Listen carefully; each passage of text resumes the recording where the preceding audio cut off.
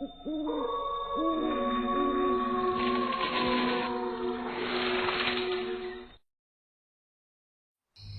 नाम का ये छोटा सा गांव, जहां जब भी किसी की मृत्यु होती थी तो लोगों के मन में एक अलग ही खौफ बैठ जाता था।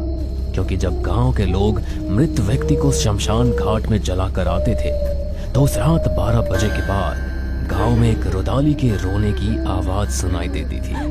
रुदाली वो होती है जो लोगों के मृत्यु के बाद उनके परिवार के साथ उनका दुख बांटने आती है। उनके रोने से ही उनका घर चलता है। लेकिन धौलपुर गांव में कुछ महीनों से यह सिलसिला चलता आ रहा था। किसी के अंतिम संस्कार के बाद रात में रुदाली के रोने की आवाज, और अगर उस आवाज को सुनकर कोई रुदाली को देख ले तो उसकी मृत्यु निश्चित है। अच्छा हुआ जो ये मर गया, लोगों की जमीन हड़प हड़प कर बहुत आतंक मचाया हुआ था इसने। यार लोग सच ही कहते हैं कि जिंदगी में अच्छे कर्म करो, वरना मरने के बाद भी लोग 4 बुरी बातें ही बोलकर चले जाएंगे। एक मृत इंसान के लिए तो उसका दुश्मन भी अच्छे बोल लेता है, लेकिन ऐसे इंसान के लिए तो उसकी मौत के बाद भी कुछ अच्छा नहीं निकल सकता।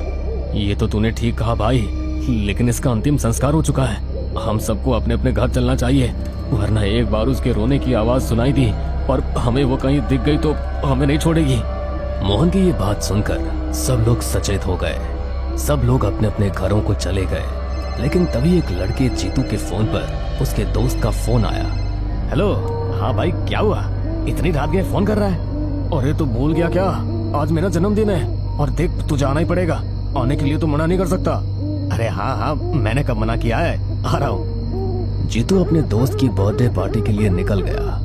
उन्होंने वहाँ पर शराब पी और शराब के नशे में जीतू ये भूल गया कि आज रात उसे गांव नहीं जाना चाहिए, क्योंकि गांव में किसी का अंतिम संस्कार हुआ है और रुदाली जरूर आएगी। नशे में होने की वजह से वो सब भूल गया और अपने गांव के लिए चल दिया। वो अपने गांव की चौखट पर पहुंचा ही था कि उसे किसी के रोने की आवाज सुनाई दी, जैसे तो कोई बहुत ही दुख में गहरा विलाप कर रहा हो।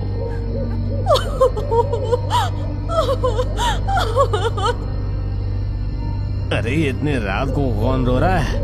लड़कियां ना तो दिन में किसी को चैन लेने देती है और ना ही रात को चैन से सांस लेने देती है।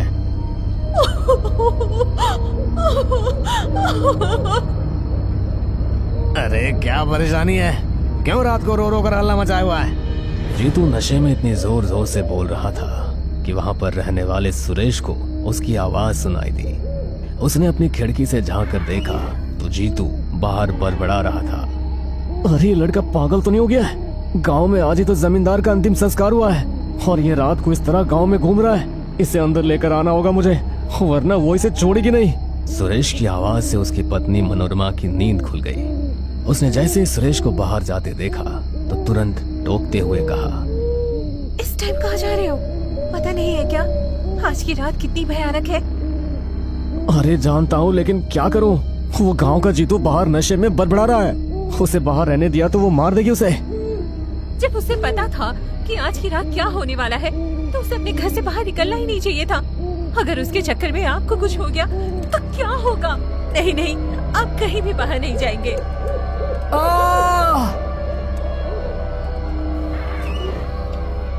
झांक कर देखा तो रुदाली की आत्मा जीतू को घसीटते हुए अपने साथ लेकर जा रही थी।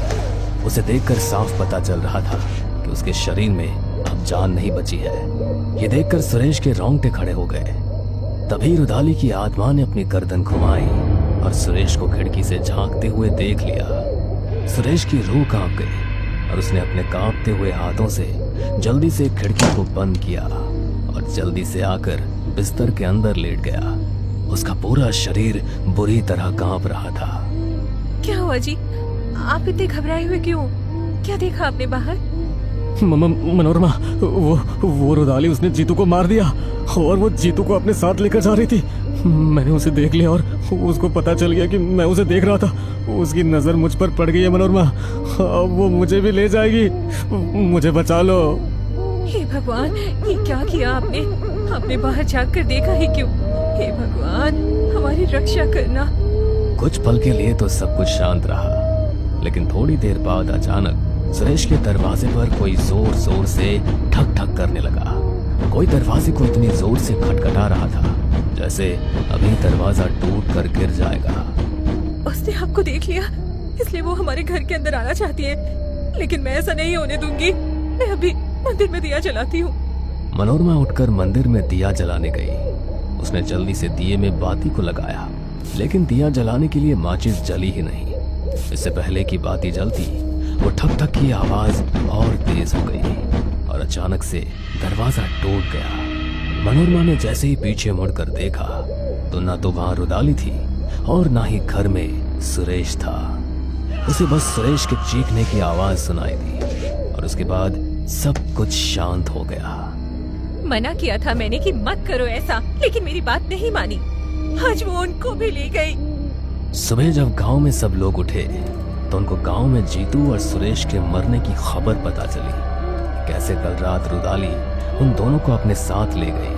पिछले कुछ महीनों में ऐसा बहुत लोगों के साथ हो चुका था, इसलिए अब ये गांव वालों के लिए बहुत ज्यादा चिंता का विषय बन गया था। कल मैं और सुरेश भाई इसी बारे में बात कर रहे थे, लेकिन मैं नहीं जानता था कि वो उनको ही ले जाएगी। अब हमें कुछ करना होगा, वरना ऐसे तो ये सिलसिला कभी थमेगा ही नहीं। तुम ठीक कह रहे हो मोहन बेटा, हमें किसी तांत्रिक को गांव में बुलाकर लाना होगा। अब तो वही हमारे गांव का कल्याण कर सकते हैं। धौलपुर बहुत ही छोटा सा गांव था, इसलिए उस गांव में कोई तांत्रिक नहीं था।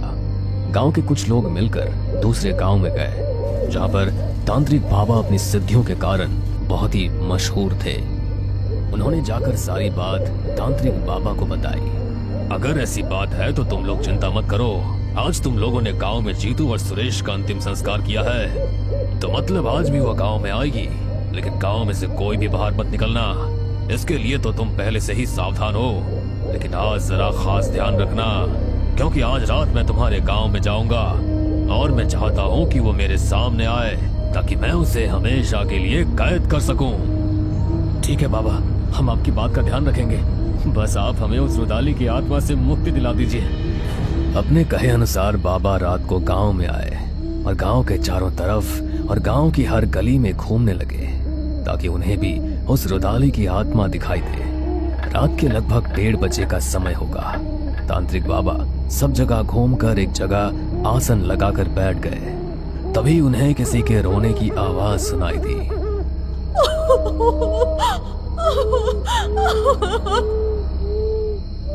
उसके रोने की आवाज सुनकर तांत्रिक बाबा सचेत हो गए और अपना कमंडल और पोटली लेकर उस आवाज की ओर चल दिए।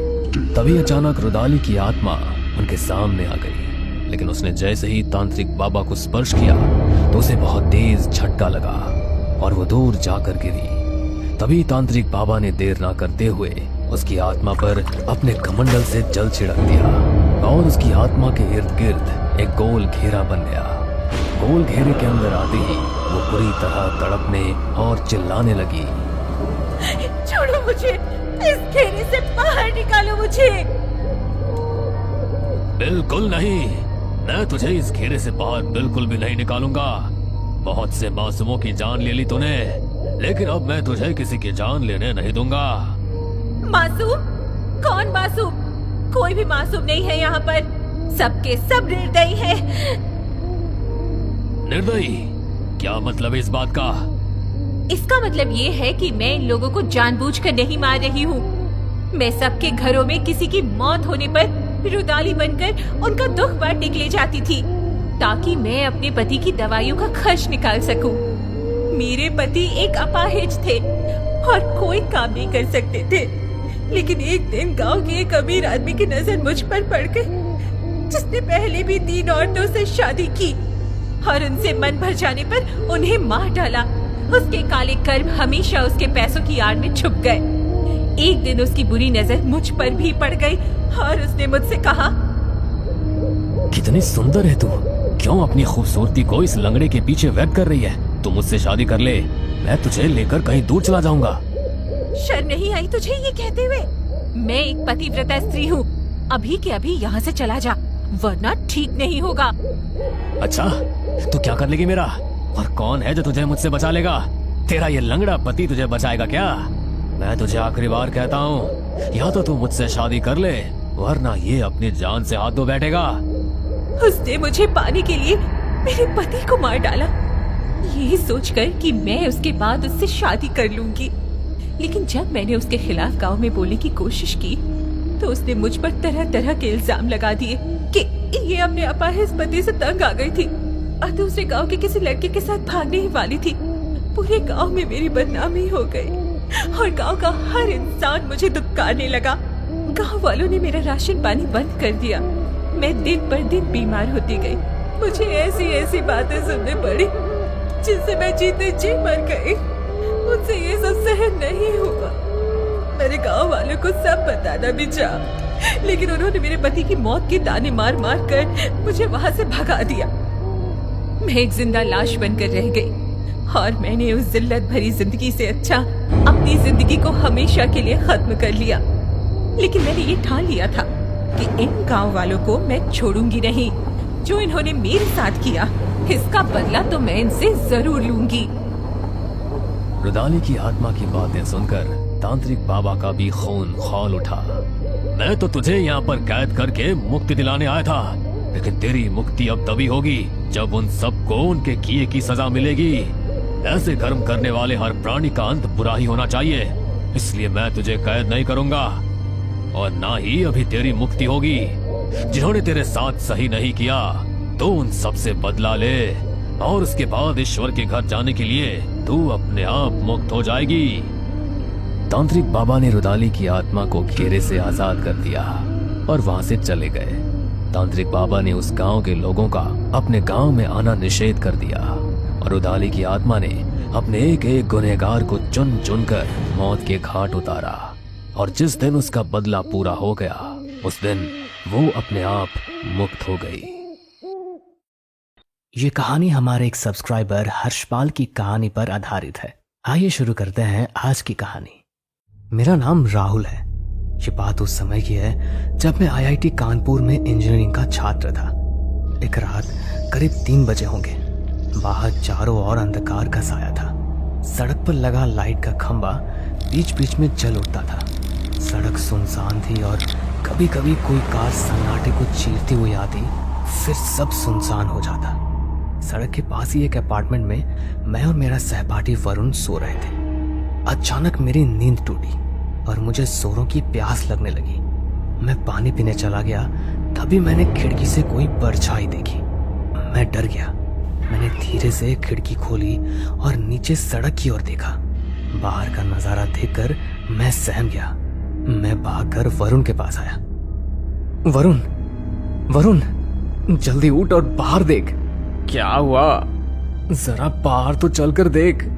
हम दोनों बाहर आ गए।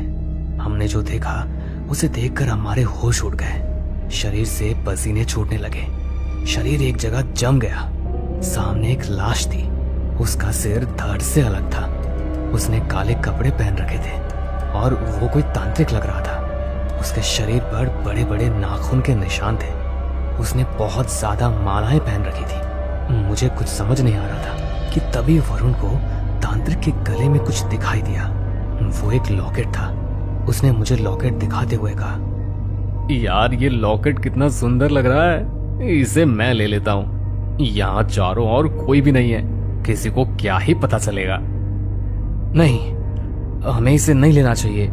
कहा जाता है कि मरे हुए लोगों का सामान नहीं लेना चाहिए, हमें खतरा हो सकता है। मेरे खूब समझाने पर भी वरुण नहीं माना। इतने में वहां और लोग इकट्ठा हो गए। थोड़ी देर बाद वहां पुलिस आ गई। बॉडी को पोस्टमार्टम के लिए भेज दिया गया। हम अपने घर लौट आए। वरुण बाथरूम में चला गया। मैं लेटा ही था कि मुझे चीख सुनाई दी। वो चीख बाथरूम से आई थी। मैं दौड़कर बाथरूम की तरफ गया।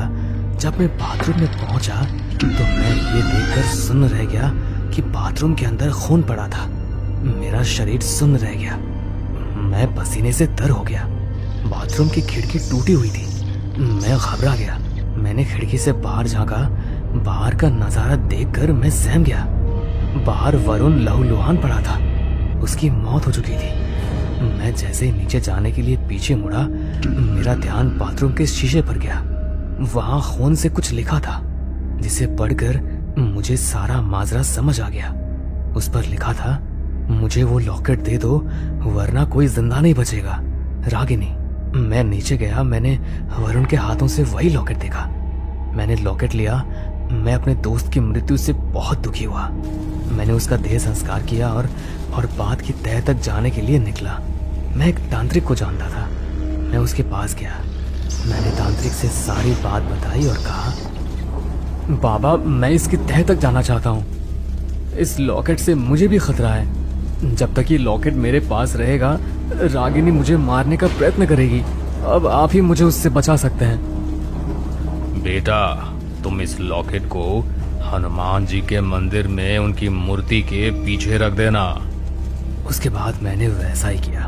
अब मुझे कोई खतरा नहीं था, पर मैं उस लॉकेट को ज्यादा दिनों तक मंदिर में नहीं रख सकता था, इसलिए मैं जल्दी से काम पर लग गया।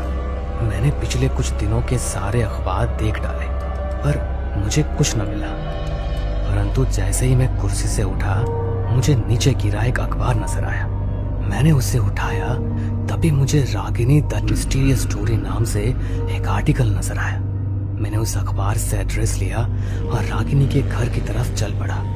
जब मैं रागिनी के घर पहुंचा तो घर पर ताला लगा था। मैंने पड़ोसी से जाकर पूछा, अंकल, क्या आप जानते हैं कि आपके पड़ोसी कहाँ हैं? बेटा, अब इस घर में कोई नहीं रहता। इस घर में पंडित दीनानाथ और उसकी बेटी रहते थे। करीब 2 हफ्ते पहले उनकी बेटी गायब हो गई और इस दुख के मारे दीनानाथ जी भी चल बसे। क्या आप जानते हैं कि रागिनी कहाँ गई? बेटा, वो रोज कॉलेज जाया करती थी, पर एक दिन वो घर नहीं लौटी। क्या पता कहाँ गई। तो आप लोगों ने उसकी खोज की? बेटा, अमीरों की सब सुनते हैं, गरीबों की कौन सुनता है। बेचारा दीनानाथ देह त्यागने से पहले हर जगह फिरा, किंतु उसकी बेटी का पता न चला। FIR भी कराई, परंतु कुछ पता नहीं चला। क्या आप मुझे उसके कॉलेज का एड्रेस दे सकते हैं? हाँ बेटा। उन्होंने मुझे कॉलेज का एड्रेस दे दिया। अगर आप इजाजत दें तो मैं रागिनी के घर की तलाशी लेना चाहता हूँ। ठीक है बेटा, तुम तलाशी ले सकते हो। और ये कहकर उन्होंने मुझे रागिनी के घर की चाबी दे दी। मैं रागिनी के घर गया। जब मैं रागिनी के कमरे में पहुंचा और मैंने उसकी हर चीज देखी, वहां मुझे एक इत्र की शीशी दिखाई दी। मैंने उसे वहीं छोड़ दिया और घर के बाहर आ गया। रागिनी के घर पर तलाशी के दौरान मुझे कुछ हासिल नहीं हुआ। अब मैं उसके कॉलेज जाने की तैयारी करने लगा। जब मैं उसके कॉलेज की तरफ जा रहा था तो मैंने वहां रास्ते में एक दुपट्टा देखा। सड़क के दोनों ओर सुनसान जंगल था। मैं आश्चर्य में पड़ गया। पीले रंग का दुपट्टा, जिससे उस इत्र की ही महक आ रही थी जो मैंने रागिनी के कमरे में एहसास किया था। मैंने दुपट्टा उठाया और जंगल के अंदर की तरफ चलने लगा। कुछ दूर चलने पर मुझे गुफा दिखाई दी। मैं डरते डरते गुफा के अंदर गया। वहां का नजारा देख मेरे आश्चर्य का ठिकाना न रहा। सामने राक्षस की बड़ी सी मूर्ति थी। उसके नीचे रागिनी का शरीर था। उसकी गर्दन अलग पड़ी थी। खून के छींटे राक्षस के मुंह पर लगे थे। पास ही बलि का सामान था। मैंने उस तांत्रिक की तस्वीर को भी वहां देखा, जिसकी लाश मैंने और वरुण ने अपने घर के नीचे देखी थी। मैं सब समझ गया कि रागिनी की मृत्यु के पीछे क्या राज है। मैं वहां से कुछ दूर चला ही था कि वहां मुझे एक व्यक्ति दिखाई दिया।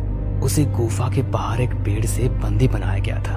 उसने तांत्रिक के समान काले कपड़े पहन रखे थे। गले में बड़ी बड़ी मालाएं थी। माथे पर भस्म लगी हुई थी। उस व्यक्ति ने मुझसे कहा, कौन हो बेटा? तुम यहाँ क्या कर रहे हो? वो तुम्हें नहीं छोड़ेगी। मेरे हाथ में पकड़े हुए उस दुपट्टे को देखते हुए उन्होंने पूछा, ये दुपट्टा तुम्हें कहाँ से मिला? मैंने बड़े आश्चर्यपूर्वक पूछा, आप इस दुपट्टे के बारे में कैसे जानते हैं? और कौन है जो मुझे नहीं छोड़ेगी? ये आप क्या कह रहे हैं? और आपको यहाँ बंदी किसने बनाया है?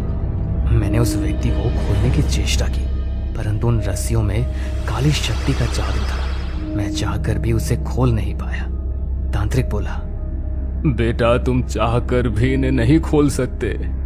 जिस गुफा से तुम अभी आ रहे हो वो मेरे शिष्य कालीनाथ की गुफा है।